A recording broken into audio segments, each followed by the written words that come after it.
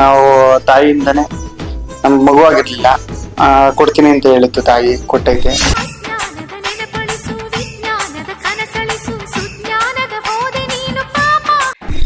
ಎಡವಟ್ಟಾದವರು ಒಡವಟ್ಟು ಗಿಡಕ್ಕೆ ಮೊರೆ ಹೋಗಿದ್ದೆ ಆದ್ರೆ ಅವರ ಎಡವಟ್ಟುಗಳೆಲ್ಲ ಸರಿ ಹೋಗ್ತದೆ.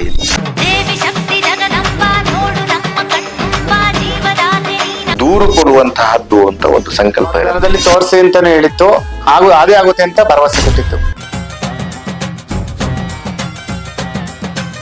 ನಮ್ಮ ಹಾಸ್ಪಿಟಲ್ಗೆ ಹೋಗಿದ್ದಿಲ್ವಾ ಅಂತ ಕೇಳಿದ್ರೆ ಯಾವ ಕಾಯಿಲೆನೇ ಇಲ್ಲ, ಯಾಕಮ್ಮ ಬರ್ತೀಯಾ ಅಂತ. ಆದ್ರೆ ನನಗ್ ಮಾತ್ರ ನಾನು ಅನುಭವಿಸ್ತಾ ಇರೋ ಕಾಯಿಲೆ ನಮಗಷ್ಟೇ ಗೊತ್ತಿರತ್ತೆ.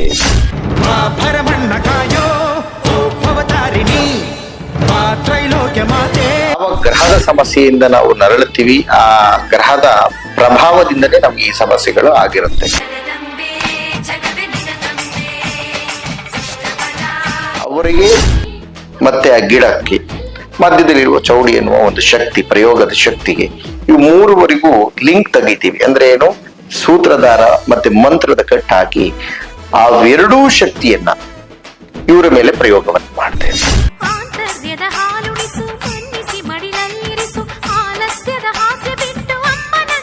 ದೈವ ಹೇಳಿದಂತೆ ಕಟ್ಟು ತೀರ್ಮಾನ ಬೇರೆ, ಕೆಲವೊಂದು ತಾಂತ್ರಿಕತೆಯಾಗಿ ಕಟ್ಟು ಅಥರ್ವಣ ವೇದದಲ್ಲಿ ಇರುವಂತಹ ಗುರುವಾರ ಭಾನುವಾರ ಆಯ್ತವಾರ ತಾಯ್ತ ಹಾಕಿಸ್ಕೊಂಡ್ರೆ ದುಃಖ ಅರಿತೈತಿ ಅನ್ನೋದು ಒಂದು ಪದ ಐತಿ.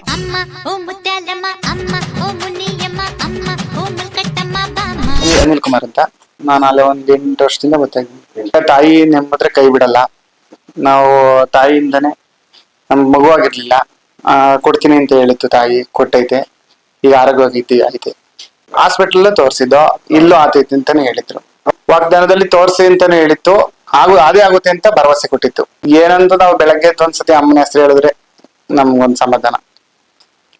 ಬಂದು ಅಮ್ಮನ ಕೇಳ್ಕೊಂಡು ಒಳ್ಳೇದಾಗುತ್ತೆ, ಅವ್ರು ಬಂದು ಇಲ್ಲಿ ಪೂಜೆ ಮಾಡಿಸ್ಕೊಂಡು ಹೋದ್ರೆ ಒಳ್ಳೇದಾಗುತ್ತೆ. ನಮಸ್ತೆ ವೀಕ್ಷಕರೇ, V1 ಸುದ್ದಿವಾಹಿನಿಗೆ ನಿಮ್ಮೆಲ್ಲರಿಗೂ ಸ್ವಾಗತ ಹೇಳ್ತಾ, ಇವತ್ತು ಇನ್ನೊಂದು ಎಪಿಸೋಡ್ ಅಲ್ಲಿ ಗುರುಗಳನ್ನ ಮಾತಾಡಿಸ್ತೀನಿ. ಯಾವ ವಿಚಾರ ಅಂತ ಅಂದ್ರೆ, ಇವಾಗ ಈ ಕ್ಷೇತ್ರದಲ್ಲಿ ಮುಖ್ಯವಾಗಿ ಒಂದು ಅಷ್ಟು ಕಟ್ಟು ತಡೆಗಳು ಇಲ್ಲಿ ಯಾವ ರೀತಿ ಪದ್ಧತಿಯಲ್ಲಿ ನಡೆಯುತ್ತೆ ಅನ್ನೋದ್ರ ಬಗ್ಗೆ ತಿಳಿಸ್ಕೊಡ್ತಾರೆ. ಗುರುಗಳೇ ನಮಸ್ತೆ. ನಮಸ್ತೆ. ಗುರುಗಳೇ, ಈಗ ಮಂಡ್ಲ ಹಾಕ್ಬಿಟ್ಟು ಮಂಡ್ಲದೊಳಗಡೆ ಕೂರಿಸ್ಬಿಟ್ಟು ಅವ್ರಿಗೆ ಏನ್ ಸಮಸ್ಯೆ ಇರುತ್ತೆ, ಇಲ್ಲಾಂದ್ರೆ ದೆವ್ವ ಆಗಿರ್ಬೋದು, ಇಲ್ಲಾಂದ್ರೆ ದೇವ್ರ ಕಟ್ಟಾಕಿರ್ತಾರೆ, ಅದನ್ನ ಬಿಡಿಸುವಂತ ಪದ್ಧತಿ ಇದೆ ಅಂತಾನು ಕೇಳ್ಪಟ್ಟೆ. ಅದು ಯಾವ ತರ ಮಾಡ್ತೀರಾ? ಅಂದ್ರೆ ನೀವ್ ಕೇಳಿರ್ಬೋದು, ಹಳ್ಳಿ ಕಡೆ ಭೂತಾಳೆ ಮರ ತಂದು ದೇವಿಯ ಭಾವವನ್ನ ಕೆತ್ತಿ ಅದಕ್ಕೆ ಪ್ರಾಣ ಪ್ರತಿಷ್ಠಾಪನೆ ಅನ್ನೋ ಒಂದಷ್ಟು ಚಕ್ರಗಳನ್ನ ರಚಿಸಿ ಪ್ರಾಣ ಪ್ರತಿಷ್ಠಾಪನೆ ಮಾಡಿದ್ರೆ ಅದು ಕುರು ಹೋಗುತ್ತೆ ಅಂತ. ಎಲ್ಲಿ ನಾವೇನ್ ಮುಚ್ಚಿಟ್ರು ಅದು ತೋರಿಸುತ್ತೆ, ಅಥವಾ ಯಾವ ಜಾಗ ಗುರ್ತಿಟ್ಕೊಂಡ್ರೆ ಅಲ್ಲಿ ಹೋಗುತ್ತೆ ಅಂತ. ಅಂತಹ ಕೆಲಸವನ್ನು ಸಮೇತ ಅದನ್ನ ಚಕ್ರ ಸ್ಥಾಪನೆ, ಜೀವ ಕಳೆ ಕೊಡುವುದು ಅಂತ ಹಳ್ಳಿ ಭಾಷೆಯ ಪ್ರಕಾರ. ವೇದ ಪ್ರಕಾರ ದೇವಿಗೆ ಪ್ರಾಣ ಪ್ರತಿಷ್ಠಾಪನೆ, ನೇತ್ರೋನ್ಮಿಲನ ಅಂತ ಕೂಗ್ತೇವೆ. ಆ ಪ್ರಕಾರ ಅಂತಹ ಕೆಲಸವನ್ನು ನಾವು ಮಾಡ್ತೇವೆ. ಅದು ದೇವರಿಗೆ ಕಟ್ಟಾಗಿದ್ರೆ ಅಥವಾ ಹೊಸ ದೇವರಿದ್ರೆ ಅದಕ್ಕೆ ಪ್ರಾಣ ಪ್ರತಿಷ್ಠಾಪನೆ ಮಾಡುವ ವಿಚಾರ ಆಗಿದ್ರೆ, ಅಥವಾ ಅವರ ಮನೆಯಲ್ಲಿ ಏನಾದ್ರೂ ವಾಸ್ತು ವಿಚಾರದಲ್ಲಿ ಸರಿ ಇಲ್ಲ ಅನ್ನುವ ವಿಚಾರ ಬಂದ್ರೆ ಇಂತಹ ಕೆಲಸವನ್ನ ನಾವು ಕ್ಷೇತ್ರದಲ್ಲಿ ಮಾಡ್ತೇವೆ. ಯಾರೋ ಒಬ್ಬ ವ್ಯಕ್ತಿಗೆ ಸಮಸ್ಯೆ ತುಂಬಾ ಆಗಿರುತ್ತೆ, ಅದನ್ನ ಸರಿಪಡಿಸ್ಲಿಕ್ಕೆ ಅದನ್ನ ತಡೆ ಅಥವಾ ಕಟ್ಟು ತೀರ್ಮಾನ ಅಂತ ಇರುತ್ತೆ. ಆ ಕಟ್ಟು ತಡೆ ಕಟ್ಟು ಅನ್ನೋದು 2 ಭಾಷೆ. ಒಂದೊಂದು ಪ್ರಾಂತ್ಯದಲ್ಲಿ ತಡೆ ಹೇಳ್ತಾರೆ, ಒಂದೊಂದು ಪ್ರಾಂತ್ಯದಲ್ಲಿ ಕಟ್ಟು ಅಂತ ಹೇಳುವಂತ ಪದ್ಧತಿ ಇರುತ್ತೆ. ಕಟ್ಟು ಅದು ಹೇಗೆ ಪರಿಹಾರ ಮಾಡ್ತೀವಿ ಅಂದ್ರೆ, ಇಲ್ಲಿ 2 ತರ ಕಟ್ಟಿರುತ್ತೆ. ಒಂದು, ಕೆಲವೊಂದು ವಿಚಾರವನ್ನ ಇಂಥದೇ ಸಮಯಕ್ಕೆ, ಇಂಥದೇ ನಕ್ಷತ್ರವನ್ನ ಗಮನ ಇಟ್ಟು ಅಂತ ಸಮಯಕ್ಕೆ, ಅಂತ ನಕ್ಷತ್ರ ದಿವಸ ಇದ್ದಾಗ, ಅಥವಾ ಜನ್ಮ ನಕ್ಷತ್ರ ಇದ್ದಾಗ, ಅಥವಾ ದೈವ ಹೇಳಿದಂತಹ ಒಂದು ನಕ್ಷತ್ರ ಇದ್ದಾಗ ಎಡವಟ್ಟಾದವರ ಮನೆ ಉಳಿಬೇಕು ಅಂದ್ರೆ ಒಡವಟ್ಟು ವೃಕ್ಷಕ್ಕೆ ನಮಸ್ಕರಿಸಬೇಕು ಅಂತ ಒಂದು ಪದ್ಧತಿ ಇದೆ. ಎಡವಟ್ಟಾದವರು ಒಡವಟ್ಟು ಗಿಡಕ್ಕೆ ಮೊರೆ ಹೋಗಿದ್ದೆ ಆದ್ರೆ ಅವರ ಎಡವಟ್ಟುಗಳೆಲ್ಲ ಸರಿ ಹೋಗ್ತದೆ ಅಂತ.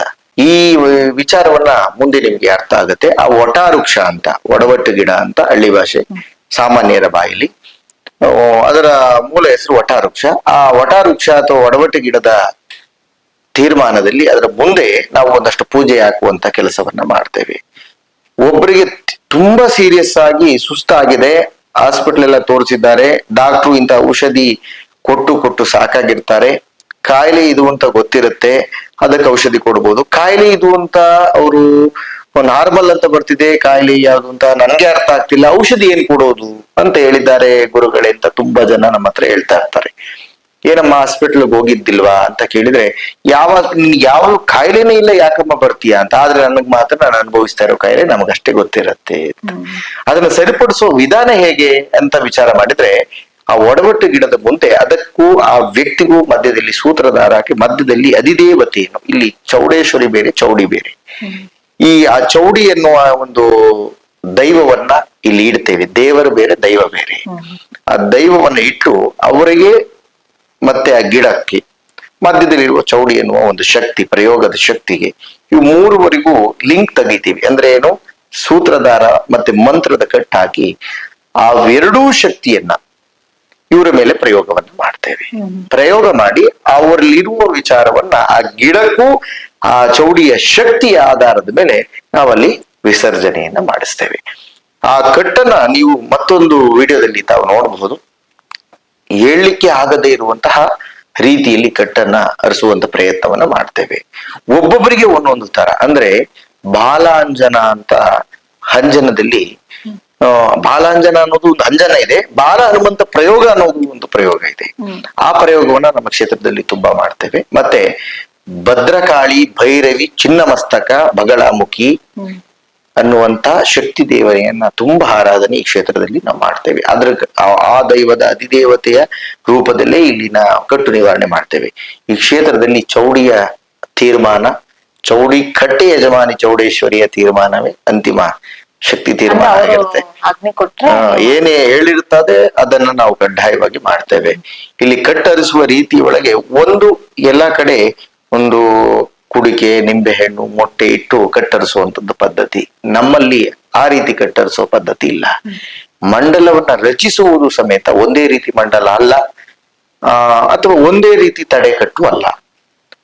ಮಲ್ಲಿ ಮಂಡಲ ಇರಬೇಕು, ಮಂಡಲದ ಸುತ್ತ ಅದಕ್ಕೆ ಆದಂತ ಪ್ರಾಣ ಪ್ರತಿಷ್ಠೆಯ ಮಂತ್ರಗಳಿರ್ಬೇಕು, ಅದರ ಹಿಂದೆ ಮಂತ್ರಿಸುವಂತ ಸಾಧಕನ ಶಕ್ತಿ ಇರಬೇಕು, ಸಾಧಕನ ನಂತರ ದೈವದ ಕೃಪೆ ಇರಬೇಕು. ಇಷ್ಟೆಲ್ಲವೂ ಇದ್ರೆ ಮಾತ್ರ ಅಲ್ಲಿ ಒಬ್ಬ ವ್ಯಕ್ತಿಯನ್ನ ಸರಿಪಡಿಸುವಂತ ಆಗತ್ತೆ, ಸರಿ ಹೋಗುವಂತದ್ದು ಅನುಭವಕ್ಕೆ ಸಮೇತ ಬರುತ್ತೆ. ಅದು ಒಂದೇ ಸಲ ಮಾಡ್ತೀರಾ ಇಲ್ಲ ಅಂತಂದ್ರೆ? ಕಡ್ಡಾಯವಾಗಿ ಒಂದೇ ಸತಿ ಮಾಡೋದು. ಒಬ್ಬ ವ್ಯಕ್ತಿಗೆ ಒಂದೇ ಸತಿ, ಅದು ದೈವದ ತೀರ್ಮಾನ. ಶುಕ್ರವಾರ, ಮಂಗಳವಾರ, ಭಾನುವಾರ ಮಾಡುವಂಥದ್ದಲ್ಲ, ಗುರುವಾರ, ಭಾನುವಾರ ಮಾತ್ರ ಮಾಡುವಂಥದ್ದು. ಗುರುಗಳು ಎಲ್ಲಾ ಕಡೆ ಅಮಾವಾಸ್ಯೆ ಪೌರ್ಣಮಿ ಹೇಳ್ತಾರೆ, ನಿಮ್ಮಲ್ಲಿ ಯಾಕೆ ಗುರುವಾರ ಭಾನುವಾರ ಅಂತ ಕೇಳಿದ್ರು. ಅದಕ್ಕೆ ಉತ್ತರ, ಈ ಯಂತ್ರ ಸಾಧಕರು, ಮಂತ್ರ ಸಾಧಕರು ಅಥರ್ವಣ ವೇದವನ್ನ ಓದಿರ್ಬೇಕು, ಅಥವಾ ಅಥರ್ವಣ ವೇದದ ಪ್ರಕಾರದಲ್ಲೇ ಯಂತ್ರ ಮಂತ್ರಗಳನ್ನ ಆರಾಧನೆ ಮಾಡ್ತೇವೆ. ಆ ಅಥರ್ವಣ ವೇದಕ್ಕೆ ಶಕ್ತಿ ಭದ್ರಕಾಳಿ.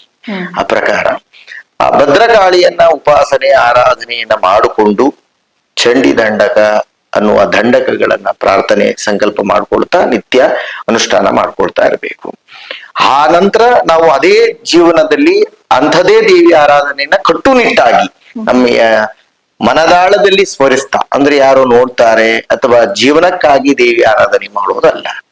ಅದು ನಮ್ಮ ರಕ್ತಗತವಾಗಿ ನಮ್ಮ ಪ್ರತಿನಿತ್ಯದ ಕರ್ತವ್ಯ ಕಾಯಕನೂ ಸಮೇತ ಬಂದವರ ಪ್ರೀತ್ಯರ್ಥನೂ ಅದೇ ಆಗಿರ್ಬೇಕು. ಹಾಗಿದ್ರೆ ಮಾತ್ರ ಅನುಕೂಲ ಆಗಿರುತ್ತೆ.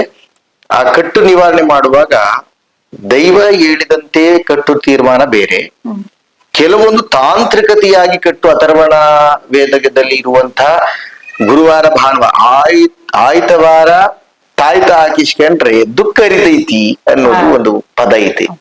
ಅದು ಒಳ್ಳೆಯ ಪದ. ಅದಕ್ಕೆ ಆಯ್ತು, ಇವಾಗ ಚಿಕ್ಕ ಮಕ್ಕಳಿಗೆ ಬಾಲಗ್ರಹ ಹಾಕೋದು ಹೆಸರು ಹೇಳಿದ ತಕ್ಷಣವೇ ಬಾಲಗ್ರಹ ಯಂತ್ರ ಹಾಕಿ ಕೊಡೋದು ಪದ್ಧತಿ ನಿಮ್ಗೆಲ್ಲ ಗೊತ್ತಿರುತ್ತೆ. ಆ ಪ್ರಕಾರ ಅದು ಅವ್ರು ಸಂಜೆ ಹೊತ್ತು ಸೋಮವಾರ ಹಾಕಲ್ಲ ಹೋಗಮ್ಮ, ಶನಿವಾರ ಹಾಕಲ್ಲ, ಬುಧವಾರ ಹಾಕಲ್ಲ, ಭಾನುವಾರ ಬನ್ನಿ, ಸಂಜೆ ಹೊತ್ತು ಬನ್ನಿ, ಅದು ಇಷ್ಟೇ ದಿವಸದಲ್ಲಿ ಬನ್ನಿ ಅಂತ ತೀರಾ ಮಿತಿ ಮೀರಿದೆ, ಈ ವಿಚಾರ ಕಿವಿ ನೋಡಿ ತಣ್ಣಗಾಗಿದ್ರೆ ಇದೆಲ್ಲ ವಿಚಾರ ಇರ್ತದೆ.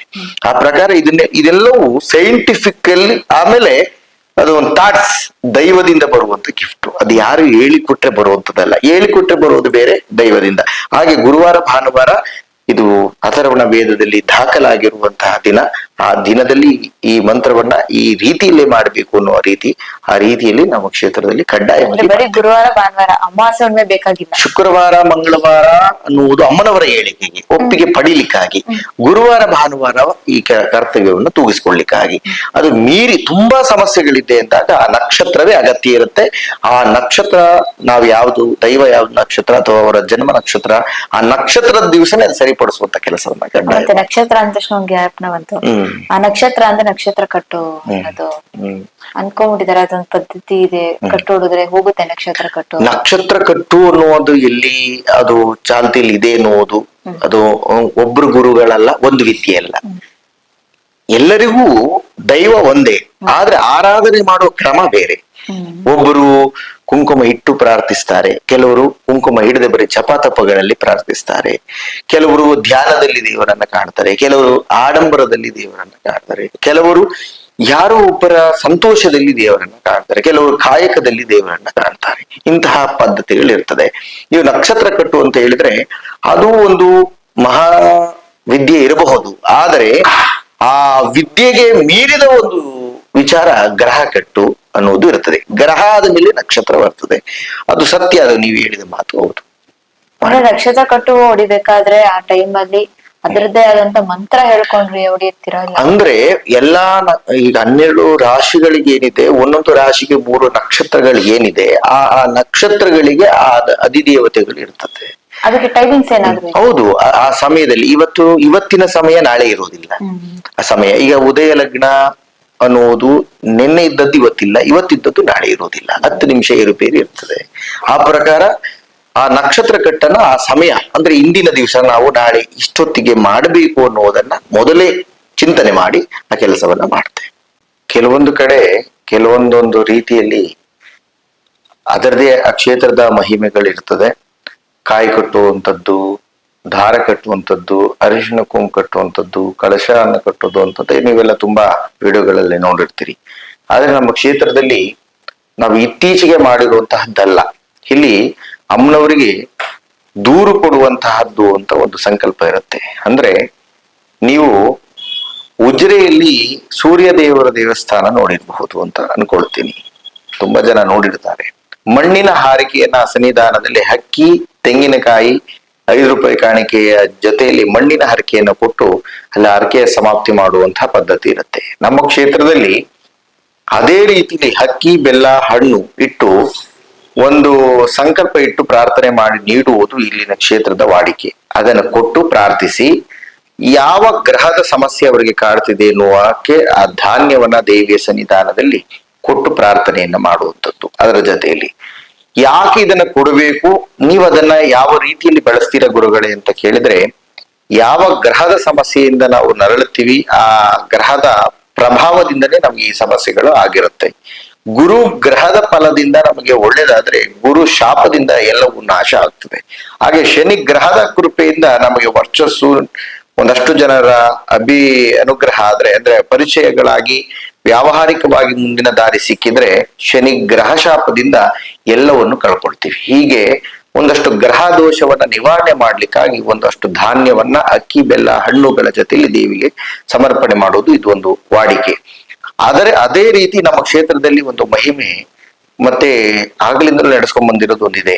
ಈಗ ಒಬ್ಬ ವ್ಯಕ್ತಿಯನ್ನ ನಾವು ಅವನು ಹುಟ್ಟಿದ ಜನ್ಮ ನಕ್ಷತ್ರವನ್ನ ಗಮನಿಸಿ ಯಾವ ದಶಾಭುಕ್ತಿಯಲ್ಲಿ ಹುಟ್ಟಿದ್ದಾನೆ ಎನ್ನುವುದನ್ನ ವಿಚಾರ ಮಾಡಿ, ಆ ದಶಾಭುಕ್ತಿಗೆ ಯಾವ ಗ್ರಹಾಧಿಪತಿ ಎನ್ನುವ ವಿಚಾರವನ್ನ ಮಾಡಿ ಆ ಗ್ರಹಕ್ಕೆ ಅಧಿಪತಿಯನ್ನಾಗಿ ಆ ಕ್ಷೇತ್ರದಲ್ಲಿ ಒಂದನ್ನ ನಾವು ನೀಡ್ತೇವೆ. ಏನದು ಅಂದ್ರೆ ಆ ಗ್ರಹದಲ್ಲಿ ಇರಬೇಕಾದಂತಹ ಧಾನ್ಯ, ಆ ಗ್ರಹಕ್ಕೆ ಸಂಬಂಧಪಟ್ಟಂತಹ ಒಂದು ಪತ್ರೆ ಅಥವಾ ಪುಷ್ಪ, ಮತ್ತೆ ಅದಕ್ಕೆ ಹವಳ, ಅದಕ್ಕೆ ಬೇಕಾದಂತ ಒಂದು 6 ಇಂದ 7, 8 ಬಗೆಯ ವಸ್ತುಗಳನ್ನ ಅದೊಂದು ಪ್ಯಾಕೆಟ್ ಅಲ್ಲಿ ನೀವು ನೋಡಬಹುದು. ಆ ಪ್ಯಾಕೆಟ್ ಅನ್ನ ನಾವು ಪೂಜೆ ಮಾಡಿ ಯಾವ ಗ್ರಹ ಈ 8 ದಿಕ್ಕಿರುತ್ತೆ, 8 ದಿಕ್ಕಲ್ಲಿ ಯಾವ ದಿಕ್ಕಲ್ಲಿ ಯಾವ ಗ್ರಹ ಮತ್ತೆ ಯಾವ ದೋಷವನ್ನ ನಿವಾರಣೆ ಮಾಡುವ ಶಕ್ತಿ ಇರುತ್ತೆ ವಾಸ್ತು ಪುರುಷರಿಗೆ ಎನ್ನುವುದನ್ನ ಗಮನಿಸಿ ಆ ದಿಕ್ಕಲ್ಲಿ ಅದನ್ನ ಕಟ್ಟಿ ಪೂಜೆ ಮಾಡ್ಲಿಕ್ಕೆ ಇಷ್ಟು ದಿವಸ ಪೂಜೆ ಮಾಡಬೇಕು, ಅದನ್ನ ತಂದು ಮತ್ತೆ ಕ್ಷೇತ್ರಕ್ಕೆ ಕೊಟ್ಟು ನಂತರದಲ್ಲಿ ಆ ಕ್ಷೇತ್ರದಲ್ಲಿ ಇರುವ ದೇವತೆಯಿಂದ ಒಂದು ಯಂತ್ರಧಾರಣೆ ಎನ್ನುವುದನ್ನ ಮಾಡಿಸಿಕೊಂಡಿದ್ದೆ ಆದ್ರೆ ಎಂಥದ್ದೇ ಸಮಸ್ಯೆ ಇದ್ರೂ ಪರಿಹಾರ ಆಗುತ್ತೆ ಅನ್ನೋದನ್ನ ನಾನು 100% ಚಾಲೆಂಜ್ ಮಾಡಿ ಹೇಳ್ತೇನೆ. ಇಷ್ಟೆಲ್ಲ ಮಾಹಿತಿ ನೀಡಿ ಧನ್ಯವಾದ. ಧನ್ಯವಾದ.